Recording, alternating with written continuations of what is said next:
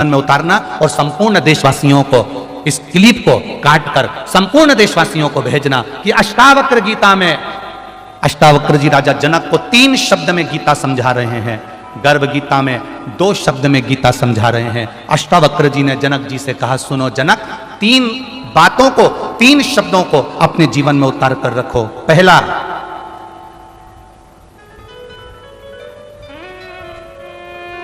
अष्टावक्र जी का इन 3 शब्दों को अपनी जिंदगी में उतारिए। पहला, अपने धन को पकड़ो, पराये धन को छोड़ दो।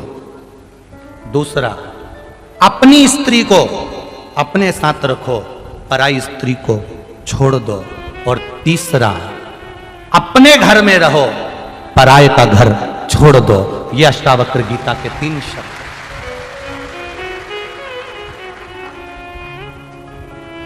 अष्टावक्र गीता के 3 शब्द अष्टावक्र जी ने राजा जनक जी को कहे और गर्भ गीता के 2 शब्द अपनी जिंदगी में उतार कर रखना, पूरी गीता समझ में आ जाएगी। गर्भ गीता के मात्र 2 शब्द हैं जिसको मनुष्य को अपने जीवन में उतारना चाहिए, और वो 2 शब्द हैं अपनी कमाई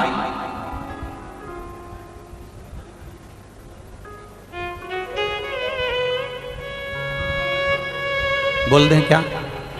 अरे बोलो जम के बोल दें। गर्भ गीता के 2 शब्द अपनी जिंदगी में उतार कर रखना, अपनी कमाई को छूना और अपनी लुगाई को छूना, और दूसरे की कमाई और दूसरे की लुगाई मत छूना।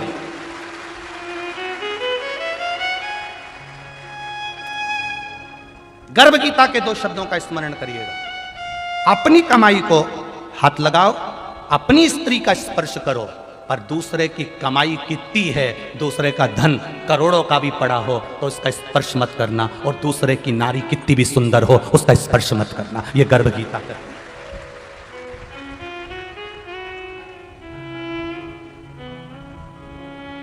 आपको अच्छा लगे, गर्भ गीता के 2 शब्द का ज्ञान अपनी जिंदगी में उतारना कि अपनी कमाई और अपनी लुगाई का स्पर्श आप करना, पर दूसरे की स्त्री और दूसरे के धन का कभी स्पर्श मत करना, मत करो। बर्बादी की पहली सीढ़ी है यह, अगर हम दूसरे के धन का स्पर्श कर रहे हैं और दूसरे की नारी का स्पर्श कर रहे हैं। बहुत सावधानी रखिए, बहुत। मत बुरे कर्म कर बंदे, वरना पछताएगा। भगवान की आंखों से तू बच नहीं पाएगा, तू बच नहीं पाएगा। अरे ओ अज्ञानी, मत कर नादानी, तेरे कर्म का फल भी तू ही पाएगा। जैसा किया तूने तेरे आगे आएगा। मत बुरे कर्म कर बंदे, वरना पछताएगा। भगवान की आंखों से तू बच नहीं पाएगा, तू बच नहीं पाएगा। अरे ओ अज्ञानी, मत कर नादानी। 5 महापापों से मुक्ति हमको रोज चाहिए, प्रतिदिन।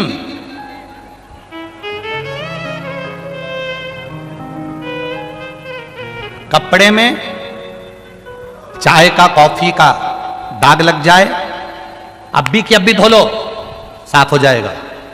कपड़े में चाय कॉफी का दाग लग गया, 2 घंटे या 3 घंटे बाद धोगे तो वो दाग साफ नहीं होगा। हमने आज पाप किया है तो आज ही शंकर भगवान को 1 लोटा जल चढ़ाकर धो लो, नहीं तो वो दाग पक्का हो जाए। चाय का दाग लग गया, अभी की अभी धो। हमसे झूठ निकल गया, अभी की अभी मुख से श्री शिवाय नमस्तुभ्यम। हमने किसी को धक्का दे दिया, अभी की अभी श्री शिवाय नमस्तुभ्यम। हमने किसी के साथ गलत कर दिया, अभी की अभी श्री शिवाय नमस्तुभ्यम। क्षमा मांग लो, सॉरी कह लो, पांव प्रणाम कर लो, नमन कर लो, दंडवत कर लो। क्या जाता है?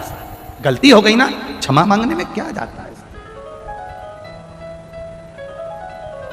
भक्त बनना भगवान बनने की कोशिश मत करना। आज दुनिया में बड़ा विडंबना चल रही है, जिसे देखो वो अपने आप को भगवान समझ रहा है कि मैं दुनिया का सबसे बड़ा भगवान हूँ, मैं आपका जन्म मरण परण सब कुछ कर सकता हूँ। पर भगवान शिव की कथा कहती है शंकर भगवान के सिवाय दुनिया में कोई जन्म मरण और परण बताने वाला नहीं है। अगर बताने वाला होता तो यशोदा जी के दरवाजे पर यशोदा जी का हाथ देखकर भगवान शंकर ने कह दिया था कि यशोदा तेरे बच्चे के पीछे काल मंडरा रहा है। राम जी का स्वरूप देखकर कह दिया था राघव जी के जीवन में ये तकलीफ आएगी। ये शिव के सिवा कोई नहीं कर सकता।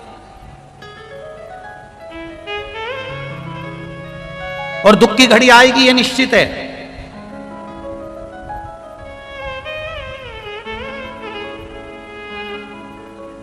जिसने फटे पुराने कपड़े पहने हैं, जिसने रूखी सूखी रोटी खाई है, जिसने टूटे फूटे घर में रहकर अपना जीवन निकाला है, एक दिन मेरे महादेव की कृपा से ऐसा आता है कि उसको सुख का अच्छा दिन जरूर देखना पड़ता है।